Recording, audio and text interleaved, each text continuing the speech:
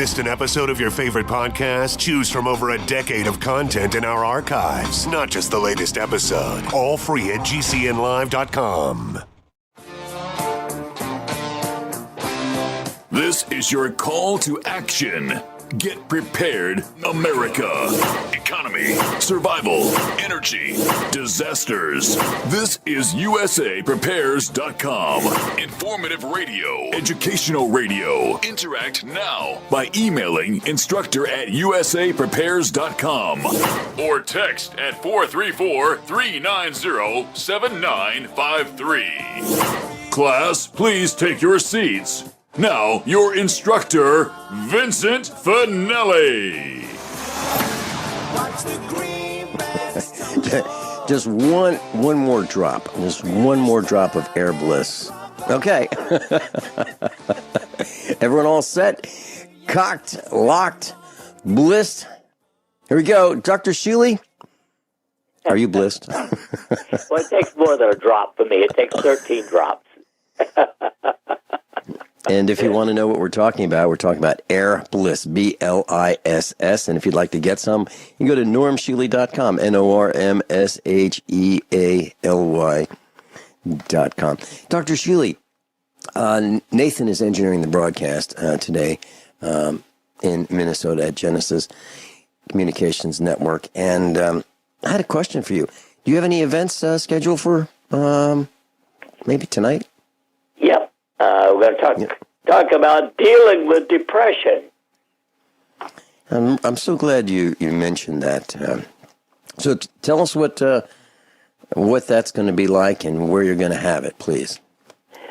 Well, it's at the Doubletree Hotel at Glenstone and Kearney, 6 p.m. And I'll be talking for an hour and taking questions about anything after that. Okay, that's tonight in Springfield, Missouri at the Doubletree Hotel, 6 to 7 p.m. Charge? No charge, right? Absolutely free, right, Doctor? Freebie. No charge. Mm-hmm. And are you going to be in that the auditorium there or that seminar room that has the sloped floors and those really comfortable seats? Yeah. Mm-hmm. The amphitheater. Yep. Mm-hmm. Amphitheater. Okay, I've been there with you, and we've presented there together. It's great. It's a very, very comfortable. So, class, if you're interested, it holds about a little less than 100 people, but it's like going to a movie theater. That's really what it's like. So it's that comfortable. Tonight, 6 p.m. to 7 p.m. And depression. You know, I was writing down that there are a lot of people who are depressed, Dr. Shealy. And what do you think causes this depression that people are experiencing? I believe that the average depressed person, which is 40% of Americans, had something happen in the first 7 years or 9 years of life that made them feel abused or abandoned or unloved. Now, it could be any time from conception up to 7 years of age. That seems to be the critical age. And, you know, to some extent, it doesn't matter what happened. What matters is their perception of what happened. You know, it could be a single episode, and for a child, one episode where they feel rejected can turn into a lifetime of depression. It blocks their basic ability to bond, to bond with other people, to nurture and be nurtured. Dr. Shealy, I was trying to help a family who was in need a few days ago. And I was in my pickup truck, and I drove up to their trailer house. And what I heard was an adult, probably their mother, screaming at these young children, yelling at them. Very loud tone of voice. And I thought, well, whatever it is, it can't be necessary. It just can't be necessary to do that. I've heard teachers in classrooms, in the public training institutions, screaming at the children, you know, I'm going to send you to the principal's office, and you know, those kinds of things. are those events, which, actually, sticks and stones break my bones, but words will never hurt me. Well, those words, maybe they do hurt. Is that what you're talking about? Even something like that, Dr. Shealy? You bet. And I might have told this before, but, my sister was a perfect example. She was 2.5 years old when I was born. My mother had hyperthyroidism. And when I was born, my mother weighed 75 pounds. She was weak, she was frail, and she had a new baby to take care of. Now, obviously, I don't remember anything that happened in that first year or two, but I believe that my mother pushed my sister aside a couple of times to take care of the baby, and that's all that it took for my sister to become depressed for the rest of her life. Now, she was never abused. I am not aware of... the interesting thing is she didn't leave home until she was 30. She lived at home until she got married at age 30.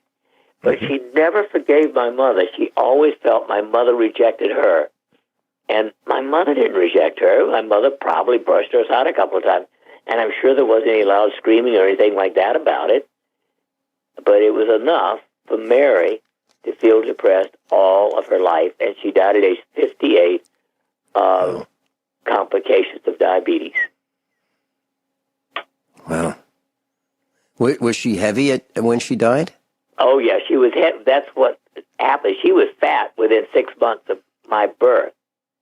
So by age 3, she had, wandered off into her own inner world of depression and began to be fat and was fat.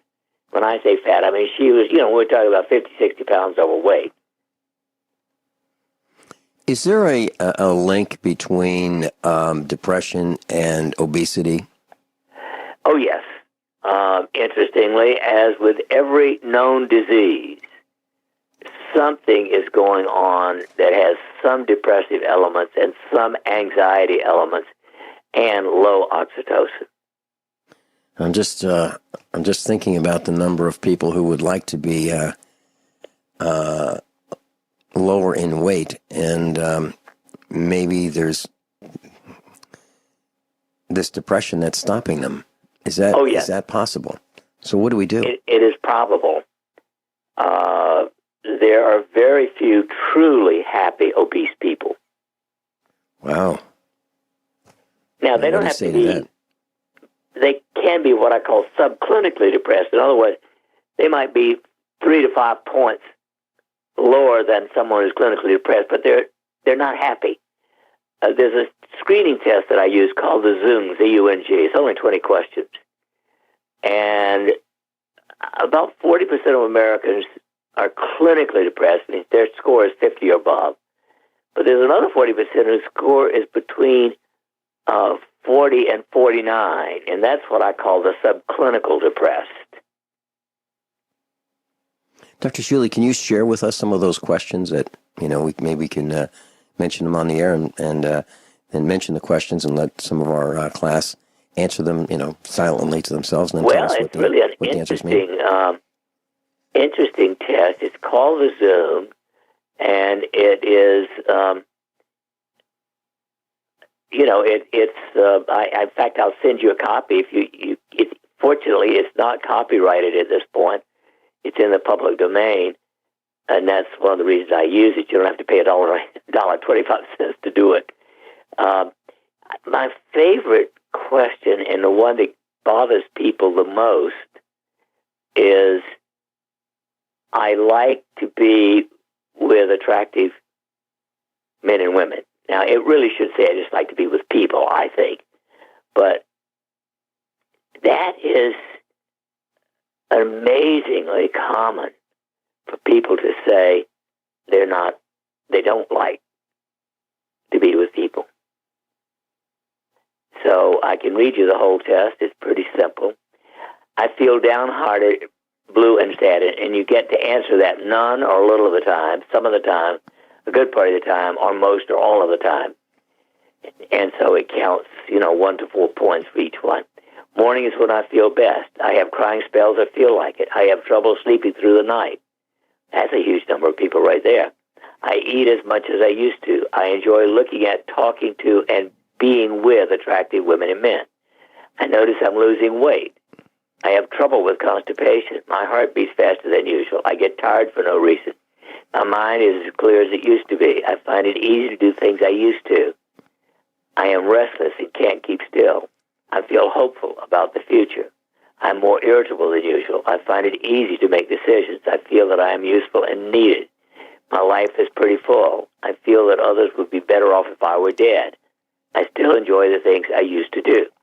Now, the lowest score you can have on that is 25. And obviously the highest is 100. My average patient has a score between like 52 and 65. And when you get to 60 and above, that is moderate depression. You know, I'm looking at the last question. I still enjoy the things I used to do. Now, if someone answers, yeah, you know, I still enjoy the things I used to do, you know, most of the time, which would be the highest rating, right? Because it's a little of the time, some of the time, good part of the time, most of the time. Most of the time would be a score of 1, and none or a little of the time would be a score of 4 for that particular question. Okay. So, you know, when I saw that question, I still enjoy the things I used to do. Now, is that bad or good? Okay. That's so I guess good. Most or all of the time is the best you could be. Mm-hmm. And there's another one that says, I find it easy to make decisions. Question number 16. Right. Now, you know, some decisions are complicated. Some, you know, if you want to apply science to some decisions, like, for example, let me just give you an example in my life. I'm trying to determine what kind of batteries that I'd like to use for our solar system. Okay, I've got everything but the final batteries. And it's complicated, and I'll tell you why. The lead-acid batteries, and I've got them in place right now, temporarily, but the lead-acid batteries, like a marine-type deep-cycle battery, is the least expensive, but it lasts the least number of years, like 5 years. And then there's the lithium-ion, which is a new technology, and it's got a complicated battery management system.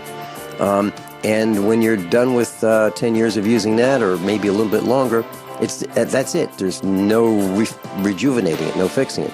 And then there's the nickel-iron battery, which costs the most. It's the biggest, and but there's not a lot of science out there about it. So it's complicated for me. We'll be right back. Dr. Norman Shealy is with us, and so one of the questions on the test that we're talking about is, I find it easy to make decisions. And as I was describing as we went into the break, I'm trying to make a decision with our family as to which battery system we should use for our off-grid solar energy system. And so lead-acid batteries, you know, they may last 1 to 3 years if you discharge them too much, and that's at 1 to 3 years. That's a big problem, because they're about $2,200 for a small size battery bank. But if you're really nice to them and you check the water level on them and you keep them properly filled and you don't discharge them too deeply, like 10 to 15% depth of discharge, you can get 5 to 7 years out of them for $2,200. And if you want the lithium ion, that can be around $8,000. But it's got a sophisticated computer management system. And if we have an EMP, it might take that system out. And then now we've got a useless lithium ion battery bank at $8,000, but it could last 10 to 15 years if you're nice to it. And then there's nickel iron batteries, which is the highest priced system, and the lifespan, we don't know. We don't know what it is, because some of them have lasted over 100 years, and they could last more than 100 years, just changing the electrolyte, which is caustic, and they can take the greatest depth of discharge, which you can discharge them 60%, and they're still fine. They're more durable in that regard. And then there's the different cases that you can get for the nickel iron, and some are stronger cases than others. And they're about $10,000 for the size that need at our farm. So it's a complicated decision, and I've been working independently, but together with an electrical engineer, and he and I are doing research together, and we're finding that we're adding more and more information to the equation. But the decision is really, really complicated, Dr. Shealy, and so I find it easy to make most decisions, but difficult to make this one. I agree. So when it comes to that kind of thing, where you're talking about the length of time and the total cost and the cost per year, there's no perfect solution. Mm-hmm. Okay, and what makes it difficult is there are a lot of unknowns about the nickel iron battery system, which is the one that I really like the best. And then now here's one that I see affecting a lot of people. I feel downhearted and blue. Some people feel that way. They feel like, especially during this election with Hillary Clinton, people are bummed out, Dr. Shealy. They are. I don't know if the word is depressed, but they're certainly down. No question about it. Would that be considered an anomaly? I prefer being angry. Mm-hmm. Yeah. That's much more energizing than being depressed over it. Well, I am angry. I am angry about the lies. I'm angry. I've been stomping around thinking, how could people be so stupid as to say they would support her and vote for her and want other people to join them? It just, I wonder where she gets the clothes she wears. If Mrs. Finelli wanted to get a tent like she wears, where would she go to get that? She could camp out in Omar, the tent maker, or Omar, the burlap bag recycler. I mean, where would Mrs. Finelli go to look like that? I mean, first of all, she would never do it. But if she wanted to, he's a modified burqa without the head cover. Yeah. And think about this. Hillary wears, almost down to the knee, jackets. I don't know what you'd call them. Tops, jackets. Is she got body armor on, or does she just look that way? I mean, I don't know. I don't know why she. Well, actually, there are lots of speculation that she's wearing Depends, or diapers, or I'm not saying she is. I'm just saying there's speculation that she's got a catheter in there so she can just keep on going, and there's been images on the internet that you can see this, what looks like it might be a tube running down her leg. And why does she go into the bathroom alone and not go in with anyone else who's in a bathroom? Questions. Dr. Norman Shealy is with us. Class, if you'd like to go to his website, normshealy.com, normshealy.com. Dr. Shealy, I've been reading a little bit about Plum Island, and it's this 843-acre island between, it's just off New York, New York's Long Island. It's about 10 miles across the water to Lyme, Connecticut, and it's midway between New York and Boston, where millions and millions of people live. And it's where allegedly it was just there was a government installation to study diseases in animals. And then 10 miles away, across the water, we have Lyme's disease appearing in Lyme, Connecticut. Have you done any studying about Plum Island and some of the germ warfare activities that were going on in that facility, Dr. Shealy? No, I'm aware of it, but have no in-depth knowledge. But let's face it, our government, the government, has been doing all kinds of research of this nature for 100 years or more. I mean, they do things that would be considered criminal by an ordinary person. It's a really good point. So if just Joe Dokes, the villager, decides that he's going to find out what would happen if he contaminated with an infectious disease cows in his village. Yeah. Well, actually, in a couple hundred years ago, he'd probably be drawn and quartered. Right. But our government can do that. Now, the research that I've done has shown that Plum Island is contaminated and there's no fixing it. There's absolutely nothing that we know of that can fix the contamination on Plum Island. And, most of the materials that they've used have been buried, but still the island has been destroyed and completely by our government. We didn't do that. And anyway, it's terrible. But I don't know the answer other than arresting everyone involved, starting with the top. Whoever the top person is, arrest that person, and all the way down the line. And I had this discussion with Mrs. Finelli, and we were at a government building, and it's where they put a gun to your head. If you don't do this, they will fine you, take your property, whatever. It was one of those kind of things, and I said, we don't have to be nice to these people. And, we talked about that. And she said, well, they're just employees and they don't do it. They're just being told what to do. And I said, yeah, but they're doing it. They're being mean to everybody. And they're part of the system. And I think that our response is we shouldn't really be all that polite and nice to them because they've collectively put guns to our head to make us pay, for these permits and taxes and on and on and on. Why do we have to be nice to people who are stealing from us?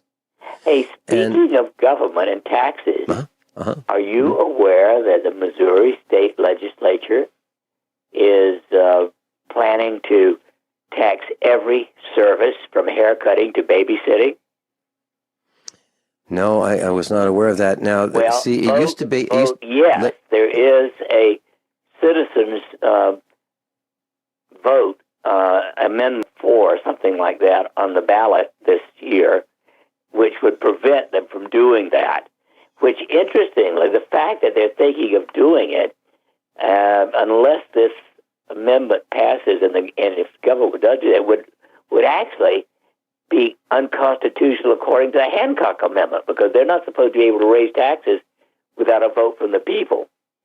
And adding taxes to the doctor's visit, the accountant's visit, the barber, everything would raise the cost of living in this state a minimum of 10%. And Dr. Shealy, we currently are paying in Missouri, in many counties in Missouri, almost 10% in sales tax. Oh, I know. Already. And it's an outrage. I bought some parts to repair some of the equipment, vehicles, and I was charged $30-something sales tax. To buy 2 shock absorbers and a constant velocity joint axle half. And I could put these parts under my arm, and I did, and walk out of the auto parts store with them, and the tax was about $33. The price that I'm seeing that quality parts cost now is just out of control, and I'm surprised. I'm surprised that we haven't had a revolt yet. I'm surprised that people haven't gone to the mayor's offices or the mayor's houses, or even the schools where the mayor's children attend to say, I'd like to meet with you and tell you what your dad has done. Really, this is absolutely out of control. And I guess the reason they're getting away with it is because we haven't visited their houses. We haven't visited the schools where their children attend. Well, no matter how you look at it, in my opinion, all government is evil. Some is more so. Dr. Shealy, when we first moved to Missouri, there were a lot of questions about what Vincent Finelli did for a living. And people in the county would ask, our son, who was probably 15 at the time, what does your dad do? And he would say, we don't talk about it. He's a counterintelligence person. Well, actually, they were absolutely convinced that I was a killer. Literally, my job was killing people. That's what. No, I'm serious. Somebody asked someone who we knew from Missouri. We met him when we moved here, and he was helping us build this house. They said, "So, what does that guy do? What does he do?" And this 63-year-old guy, who was a carpenter type, said, "I know what he does. What he does is he goes to Virginia, does a hit, and then comes back to Missouri for a couple of weeks until it dies down. And then he goes back again, and that's what he does." And so that spurred one series of rumors, and it has it's been going on for 11 years now. So when people ask what our children what their dad does, they say we don't talk about it. And our farmhouse has not been burglarized, and others have, and so it's actually a good thing. I guess you can call that insurance. Dr. Shealy, 90 years of holism. Now, you presented, I understand, a seminar in June in Raleigh, North Carolina about that. Is that right? That is correct. At the Black, what do you call them? Anyway, it's the only meeting, state meeting of Black legislators who were so, opposed by the white legislature, they formed their own party years ago. Mm-hmm. Can you tell us what happened there and what you talked about? Maybe share with our class. I was extremely well received. It was a fun group. And essentially, we talked about the fact that essentially the medical profession has been increasingly controlled by the pharmacomafia. And it's gotten more so in the last 60 years at least, whereas before that it was somewhat more open. But my basic thesis is that acute illness is fairly well treated by conventional medicine, and chronic disease is abominably treated by conventional medicine. There is virtually no circumstance under which I would accept anything that conventional medicine has to offer for high blood pressure, for cancer, for heart disease, for diabetes. I mean, all of these are treated in ways that I consider not only not holistic, but actually harmful. And you've got to look at where these diseases come from. And just as we talked about depression earlier in this program, these diseases come because of unfinished anger, guilt, anxiety, or depression. It makes people develop poor, unhealthy habits. It's that simple. Now, if the disease is a result of poor, unhealthy habits, then the treatment should be to encourage, assist people to develop healthy habits, body, mind, and soul. I read a report on the internet several days ago, and it is completely in sync with what you've been saying. And it said that antidepressants double the risk of suicide. That's right. I mean, that's a treatment? I mean, they might as well shoot them. Mm-hmm. Mm-hmm. Yep. That's so. What happens, Dr. Shealy, if a person?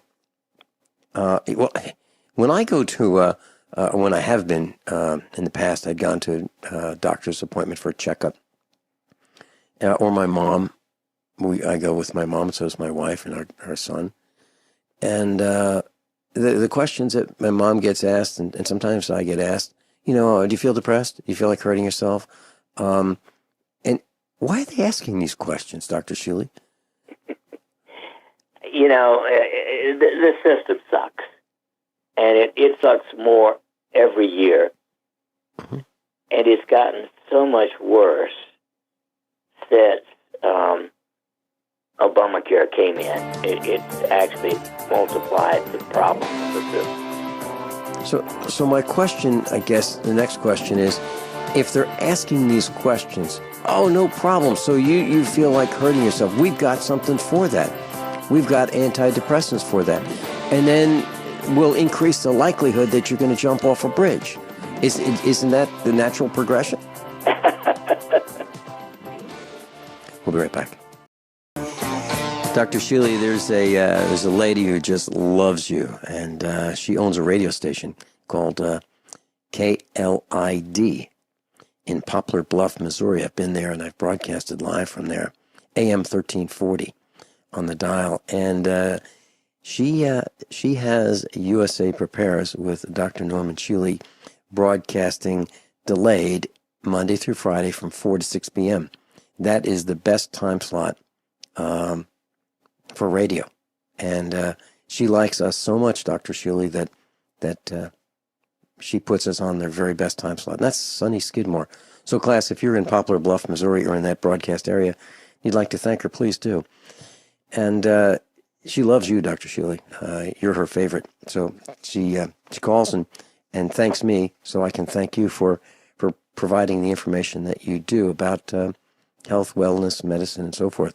And you're absolutely right, Dr. Shealy, because when I've talked to my medical doctor for, my annual checkup that I might get every couple of years, I asked the question, what can I do to be more healthy? Well, just keep doing what you're doing.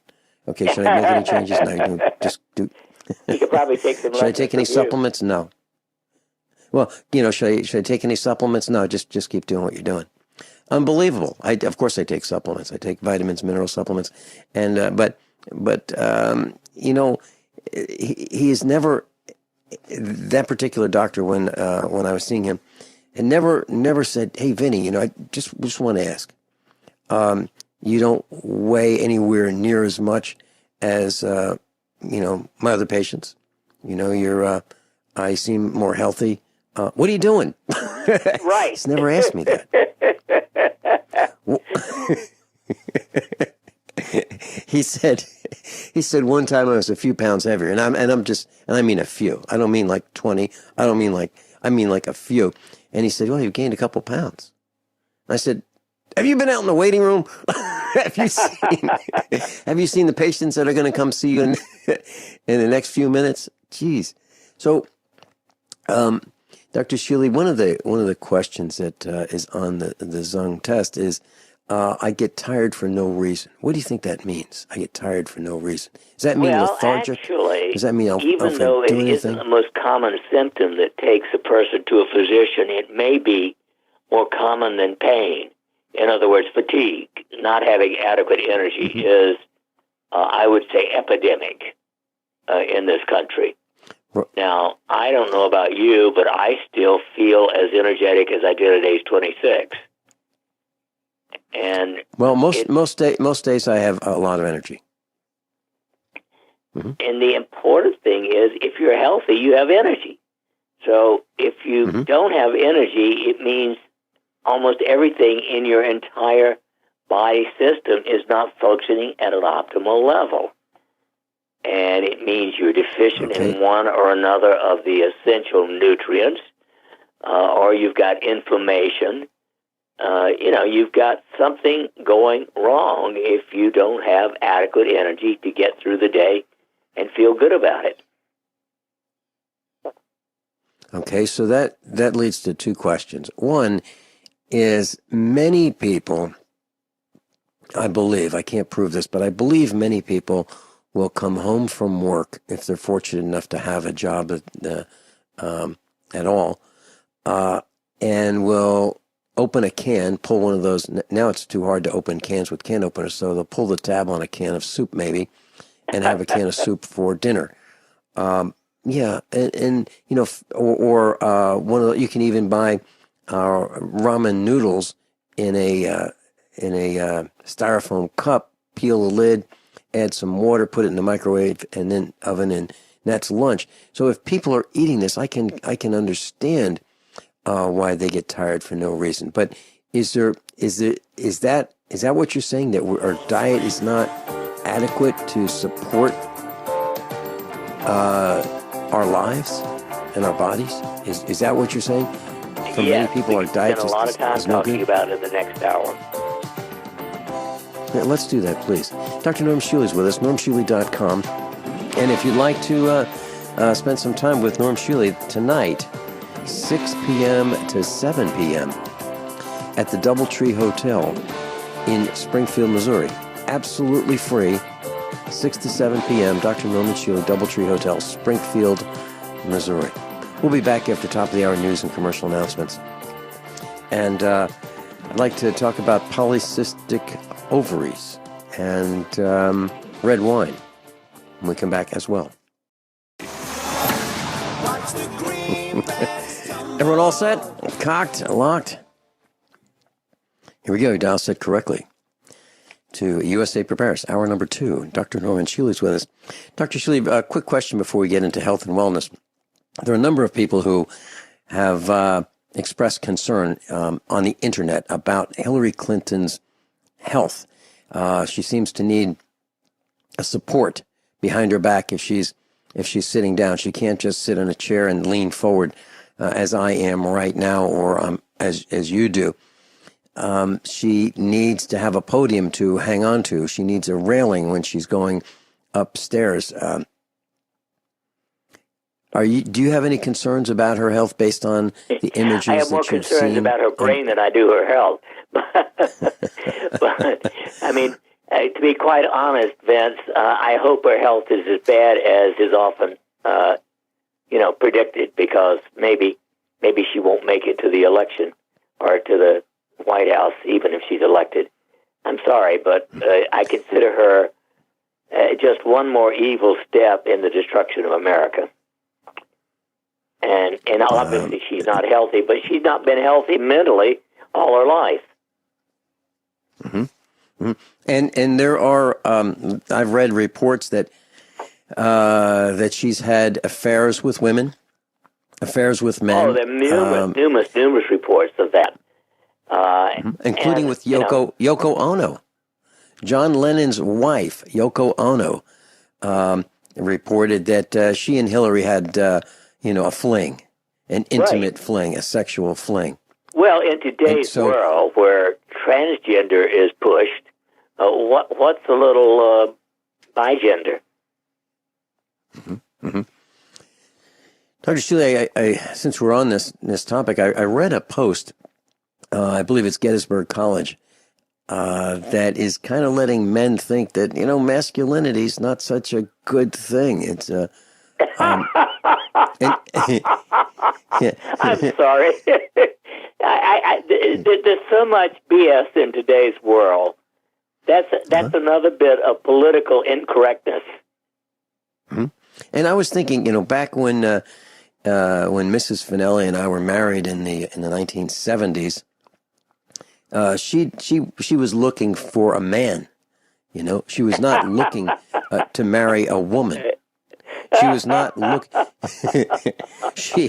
she was looking for a head to spend the rest of her life with a man who acted and behaved like a man, not an effeminate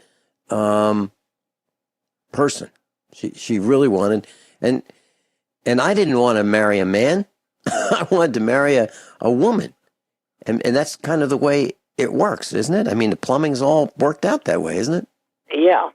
Well, to each his own, I suppose. But I'm not interested in the man who kissed the cows behind. Yeah. Or other such things.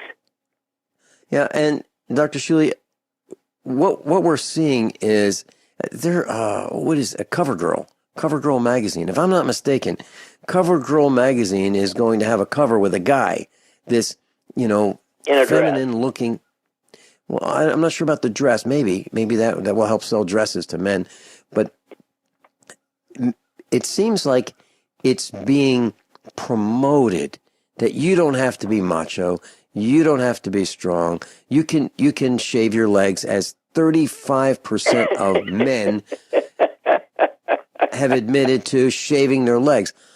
Dr. Shealy, it's never occurred to me to shave my legs. Never. I kind of like the hair on my legs. Well, yeah, and I've heard of guys shaving their chests. I mean, I don't get it. I really don't get it. I think the man should be the head of the household. He should protect his family. The men have roles and women have roles. It's not like I don't do the dishes. If I help out every way I can. Mrs. Finelli thinks I have a severe allergy to vacuuming, but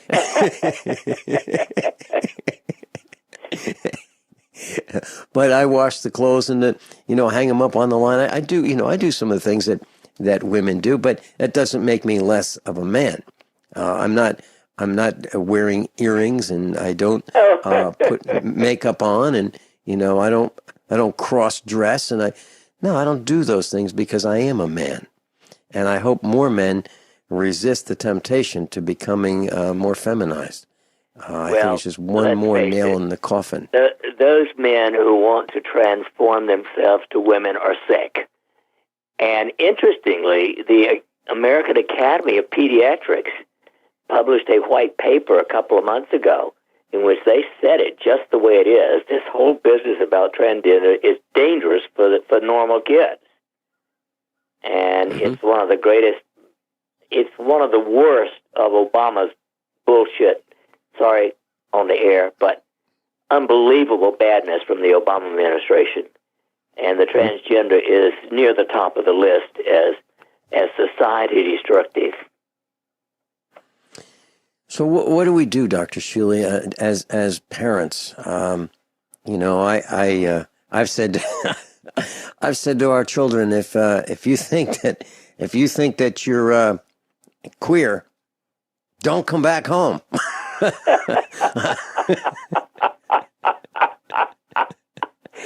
But you're using an out of date term.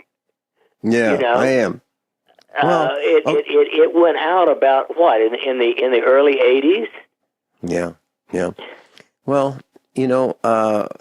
I've told our children a couple things. One, if they get tattooed, I consider that permanent, and that is as permanent if they were to show up with tattoos as their removal from inheritance. They get tattooed, no inheritance. Simple as that. And I've said that to them. It's my money. Whatever amount, As the office would say, good on you, mate. So if they're going to do something that dumb as to get a tattoo in the moment of whatever the moment is that they make a dumb decision, they haven't done it. They have not been tattooed, and I told them if they determined that they were homos, just don't come back home. No need to come back home. And so. You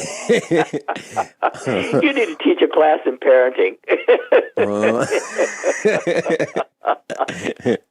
Well, I hate to say this, but there's this young lady that I think is a nice person, and she determined that she was a homo, and she won't come to our house anymore because she knows how I feel about homos, and it's a shame. It's a shame. Well, honestly, I don't really have those kinds of feelings about people who happen to be that way, and yet I do consider, especially the mixed genders, if you will, and all that, among the sickest of all possibilities. Mm-hmm. But we can't all be perfect like us. Well, so how do we get this way, Dr. Shealy? Is it nurture and nature? Is it it's deficiency lack of nurture and stupid nature? Mm-hmm. I mean, let's face it, the left wing has been going this route for the last 70 or 80 years, they encourage these unusual behaviors and are pushing it on everybody. And again, I consider the transgender thing among the worst. The idea of a man who thinks he's a woman for the day going into a ladies' room is, contemptuous at the very least. Well, if that guy follows Mrs. Finelli into the ladies' room and one of our sons sees it, I know that guy's going to have a broken nose. I know it. Both of them. All of our children have competed at Disney's Wide World of Sports in the National Karate Championships. And one of them actually took second place in the nation in his class. And that's the guy I'm thinking of who would most probably break that guy's nose should he wander into the ladies' room, public ladies' room after Mrs. Finelli. I can just see that happening. Dr. Shealy, could this be a result of maybe a combination of things? A poor diet. I'm talking about the increase in transgenders, homosexuality, deviant behavior. Could it be a combination of nurture as well as poor diet and immunizations? Part of it, of course, is a great deal of the lack of energy, the result of crummy nutrition. And it's, as you know, soy, which is being pushed by oddballs, is highly estrogenic. And, of course, a lot of the petrochemicals, including dish detergent, are estrogenic in nature. And so remember that the male average sperm count has decreased from 150 million 75 years ago to 40 million a day. And men become infertile, unable to fertilize when they get down to 20 million.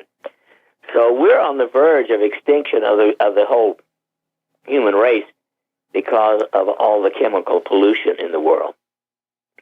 Okay, there's an article I was reading, and we've talked about this many, many times over the years, but I believe it bears repeating again and again and again, and also I'd like to do it right now again, and that is this plague of plastic, Dr. Shealy. There's plastic balls in some of our toothpastes.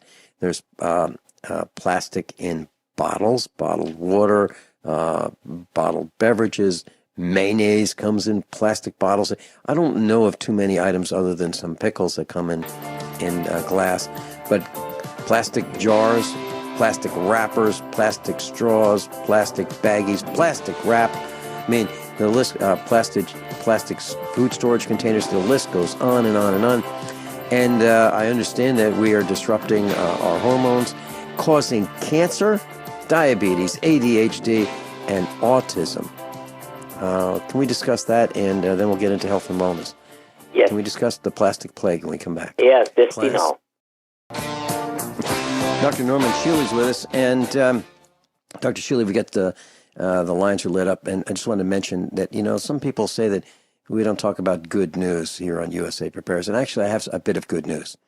Hillary Clinton was at a Chipotle restaurant in Ohio on her campaign travels, and no one recognized her. No one recognized Hillary Clinton at a restaurant, so she had to do a lap around and kind of walk around and try to find somebody to shake hands with. But none of the people in the restaurant recognized Hillary Clinton. So I think that's a bit of good news. Yes, indeed. Mike in Tennessee, welcome. Greetings. I just wanted to touch on one quick subject. You mentioned infertility issues, and I'd recently spoken with Lauren from Ohio, and she is quite well versed in this area. And she said that one of the things that people could do is take a sample of sperm, and you're not only looking for quantity, but you're looking for their vitality, the ability of them to swim and to actually get into the egg. And she said something to the effect that a lot of times if the swimmers are very weak, the egg will literally reject it. and will not get inside. And then there was the issue of the women having these cysts, ovarian cysts, seem to be prevalent among many women, and that prevents the egg from implanting. Well, those are definitely additional problems, no question about it. The whole problem of infertility has zoomed again in the last 50 or 60 years, and they're all interrelated. I mean, it's hard to say that just one thing, like the soy or the petroestrogens, is the major cause, because we have so many poisons in the world today, including birth control pills. Let's face it. If a woman has been on birth control pills for more than a year or two, that interrupts her fertility sometimes for up to several years. Is that a cause of birth defects, Dr. Shealy? No question. All of these things add up. If she has trouble conceiving, she's more likely to have more problems with whatever she conceives, because her whole body is not as healthy. And I've been reading about polycystic ovaries. Can you address that? Well, that is interesting, an estrogen dominance, usually. In other words, a fair number of women have, especially if they're overweight, produce too much estrogen and not enough progesterone. See, normally there's a balance between progesterone and estrogen every month, and that's what the whole cycle runs around. And if women are overweight significantly, they produce a great excess of estrogen, and that's the kind of thing that leads to polycystic ovaries as well as breast cancer. And I've read that drinking red wine, now we're not talking about to excess, but drinking a moderate amount of red wine can help keep those cysts at bay. Have you had any experience with that, Dr. Shealy? Yes. Resveratrol in red wine. Yes, resveratrol does seem to enhance immune function and overall health, yes. Okay. Mike Parsons, anything else? Oh, no, I appreciate it. That seems to be something that I find is quite prevalent across the country in people that I've spoken to. And I didn't know if perhaps there's some type of link, because some of these people are not overweight, but I think they all tend to eat wheat as part of their diet. I didn't know if that might be somehow linked to that, or if it's just warfare against we the people to reduce our numbers, that we just can't identify the source of it. Well, wheat is just another of the mutual poisons these days.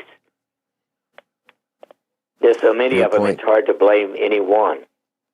Right. Great point. Mike, it's great to hear your voice.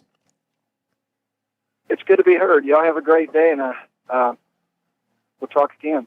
Thank you very much. Coming up, Sharon in Montana. She'd like to talk about GMO. Sharon in Montana, another USA Prepares instructor, is going to be with us with Dr. Shealy in just a couple of minutes. She's calling in. We'll be right back. Yeah, we've got breaking news. National Enquirer, Hillary Fixer breaks ranks. It says, Hillary Fixer breaks ranks. These are quotes. Hillary Fixer breaks ranks. I arranged sex trysts for her with men and women. And then the front page of the National Enquirer says, Hillary Hitman tells all. She ordered me to destroy Bill's sex victims, bribe reporters to bury truth, ruin Monica Lewinsky, hide her sleazy affairs, pay hush money to hookers. Front page of the National Enquirer, which I believe is getting to be more trusted than some of the other major media outlets. So there you have it. And we've got, National Enquirer. Sharon in Montana, welcome. You're on with Dr. Shealy. Yeah, good morning. I just had a couple comments. Good morning. On Jeffrey Smith's book, Seeds of Deception, he prints a lot of the animal studies they did using GMOs, and the babies came out messed up, basically sexually. The males had small genitalia, and the women the females were aggressive and they were prone to tumors and stuff. So I feel like part of the bent towards a stronger point of homosexuality is somewhat caused by GMOs. And then the other thing is, in studies, with people who are homosexual, they rarely have a good relationship with their father. Frequently, they have no relationship with their father. So I also think it's somewhat social. But my point is that I personally think homosexuality is wrong. So I believe people have choices. You might be bent with you might be born with like a lazy bent or an angry bent or whatever, but we can make choices, and we do not have to be what our bent is. We can modify it.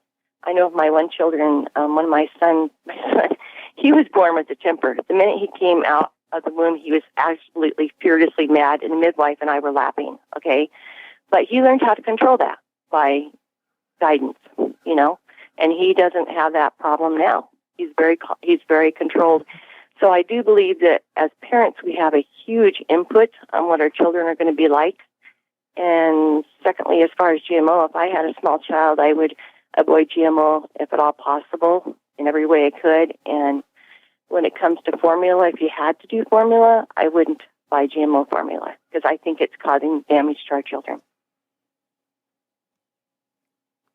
Dr. Shealy? Well, I think that there are so many reasons for all of the problems that we have. I agree, GMO sucks, and I'm being kind. I don't like it. I don't like any of the abnormal things that have gone on in our government. But we still can choose habits, as you say, and we can choose how we eat, we can choose how we exercise, and those are the things that can determine our health in every conceivable way. Mm-hmm.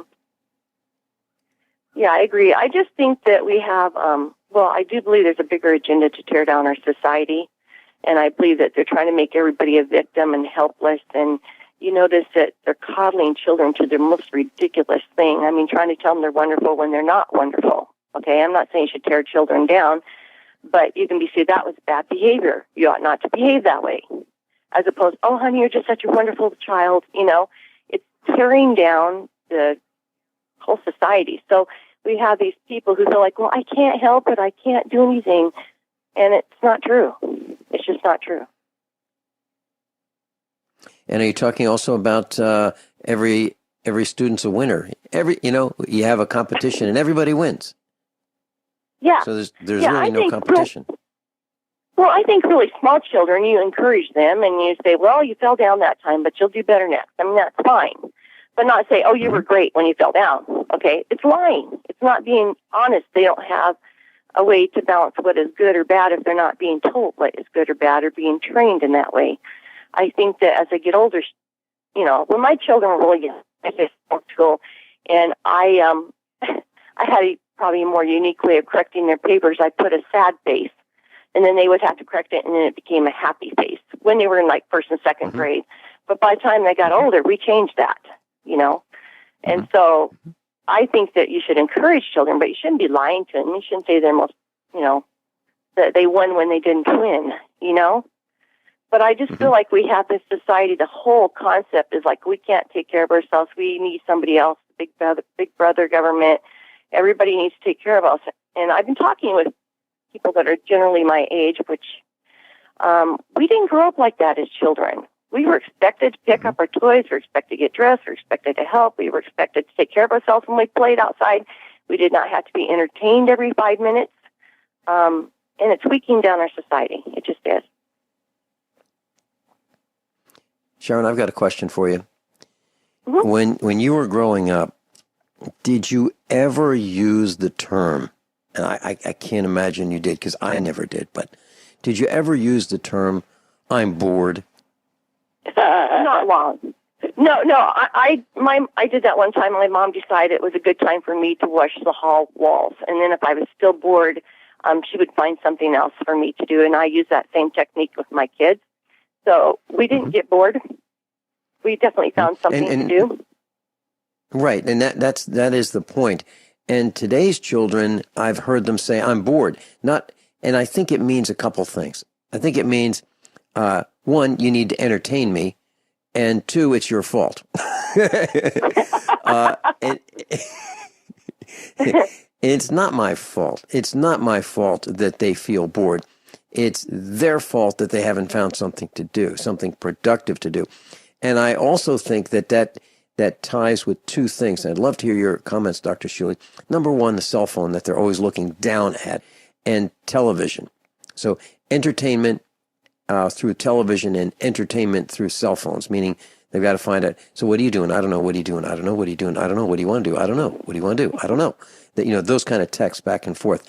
Do you think that the electronics have put children in a position where they feel that they're bored when they should be doing something that they don't realize? I would be bored too if I watched television at all, and I would certainly be bored playing with dumb phones.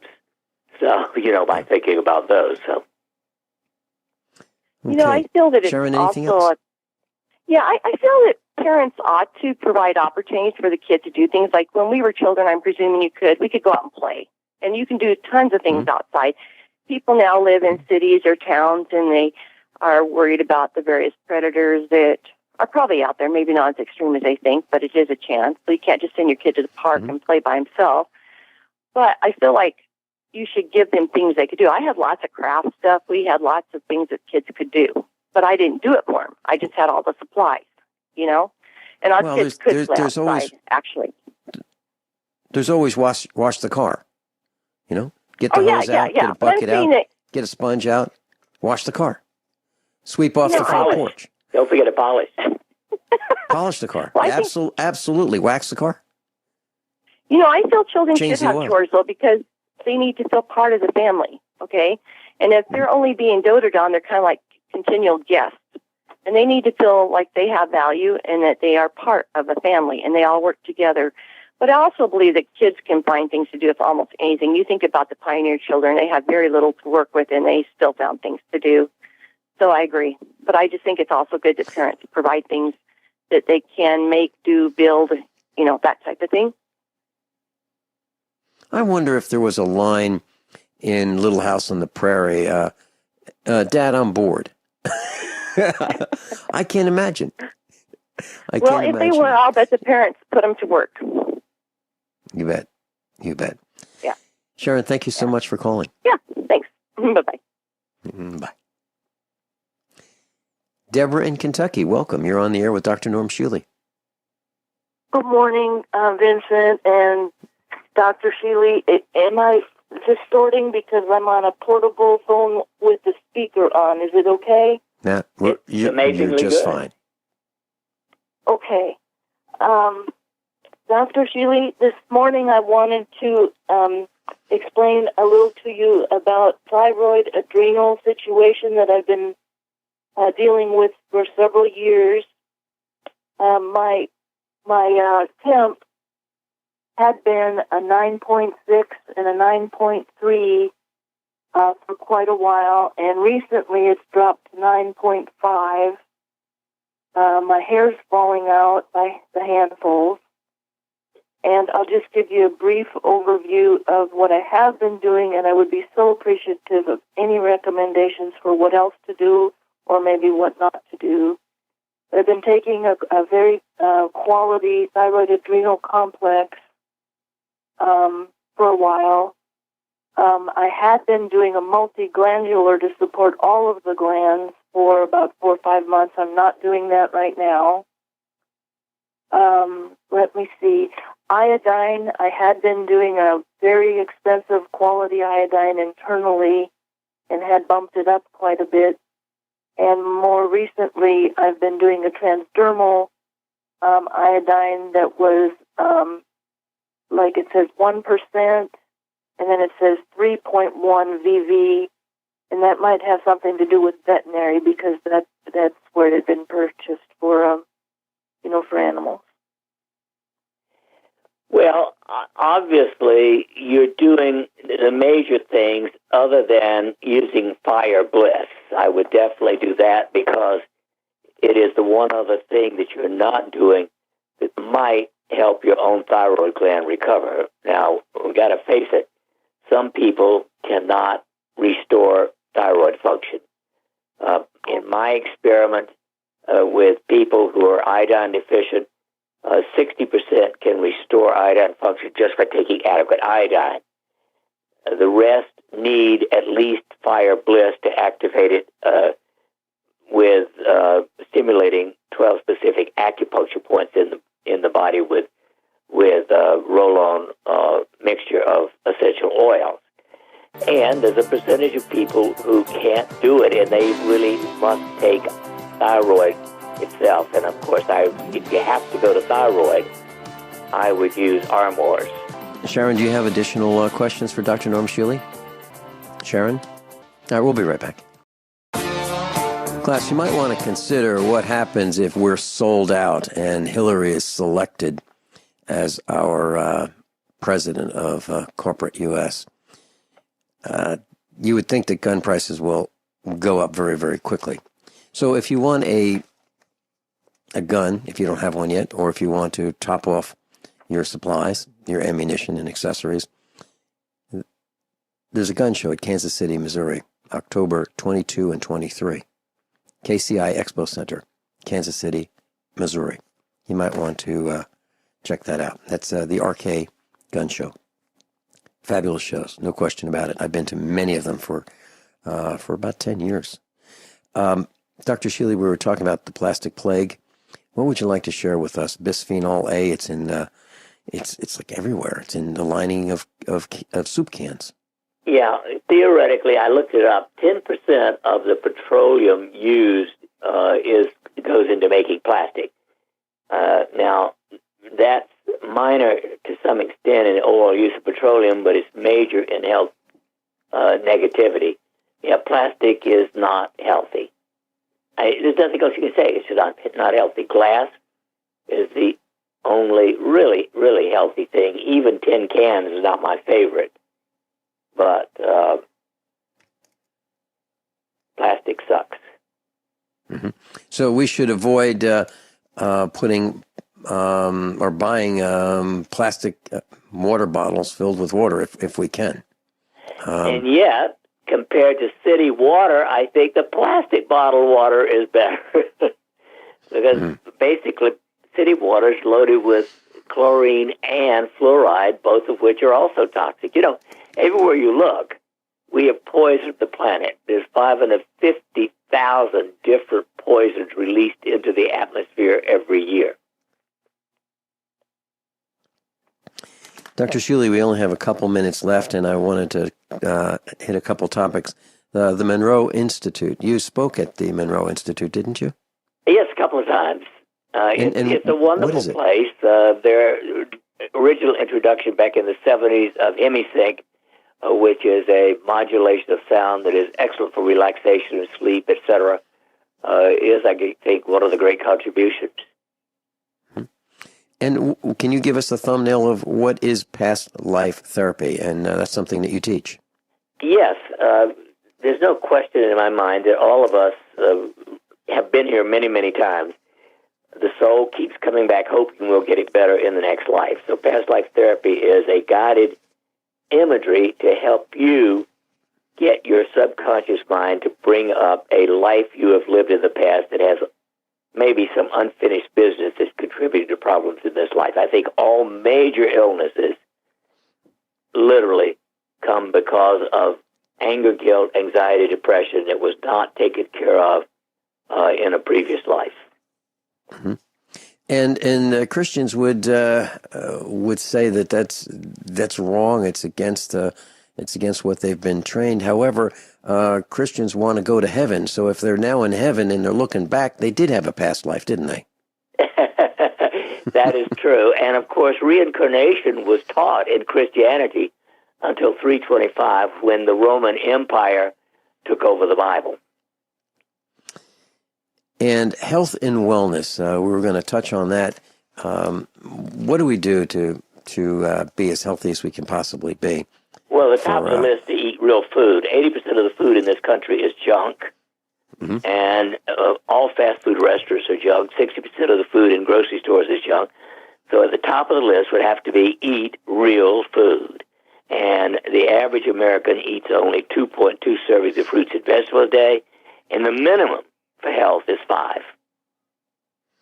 And I start my day with 5. Okay. I was traveling, and I pulled into a gas station, and it was like a gas station convenience store, and they had a McDonald's attached to it. I went in the door, and I ended up in McDonald's there, and there was this very large young lady there, very large. And she said, "Hi, how's it going?" I said, "Hey, is food good here?" She said, "Oh, yeah, it's really good." I said, "Do you eat here often?" "Yeah." And there was a guy standing who was watching this, and he was just kind of smiling because he could see where I was going, but I didn't go there. I didn't say, "Wow, it looks like it's working."